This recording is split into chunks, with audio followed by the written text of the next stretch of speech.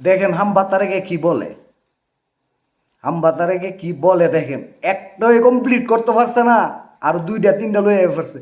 আনছে প্রবাসী কার্ড, আনছে এলপিজি কার্ড, একটাই দিতে পারছে না। মায়েদের কাছে আমরা যেরকম ফ্যামিলি কার্ড পৌঁছে দিচ্ছি, সেরকম আরেকটি কার্ড দিতে চাই, সেটি হবে এলপিজি কার্ড, এলপিজি গ্যাস। এটি আমরা মা বোনদেরকে পৌঁছে দিব।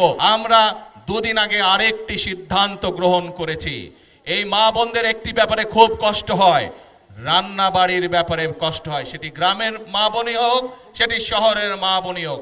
আমরা যেরকম সারা দেশের মায়েদের কাছে আমরা যেরকম ফ্যামিলি কার্ড পৌঁছে দিচ্ছি, সেরকম আরেকটি কার্ড দিতে চাই, সেটি হবে এলপিজি কার্ড, এলপিজি গ্যাস। এটি আমরা মা বোনদেরকে পৌঁছে দিব, যাতে করে মা বোনদেরকে রান্না বান্নার জন্য কষ্ট করতে না হয়। প্রিয় ভাই বোনেরা, আমরা বলেছিলাম যে বিএনপি সরকার গঠন করলে কৃষক ভাইদের জন্য আমরা কৃষি কার্ড দিব।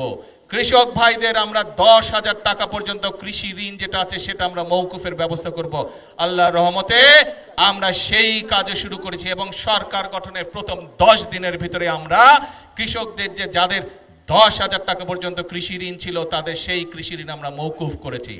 প্রিয় ভাই বোনেরা, আমরা বলেছিলাম দেশের বিভিন্ন জায়গায় বিভিন্ন মিল কলকারখানা বন্ধ হয়ে গিয়েছে।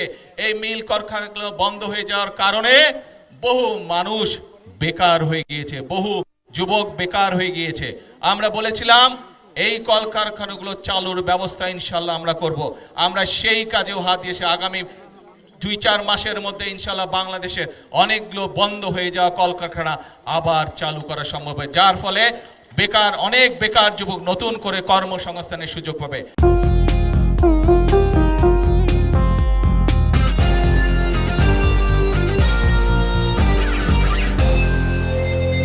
আসুরে আগে একবার প্রথম নির্বাচন আহ্বানের আগে কইছে ফ্যামিলি কার্ড দিব, এরপরে নির্বাচনের পরে প্রবাসী কার্ড দিব, এখন বাড়িছে এলপিজি কার্ড। আরে হালার করে হালা, সুরের করে সুর, হামবাসুর, তুই আগেই তো দিছস না ইয়া ফ্যামিলি কার্ডটা, ফ্যামিলি কার্ডই দিতে পারছস না অন পর্যন্ত, কেউ রে একটা মানুষও দিতে পারছস না। আরে এখন তুই দিবি এলপিজি কার্ড, হ্যাঁ, সুরের গর সুর।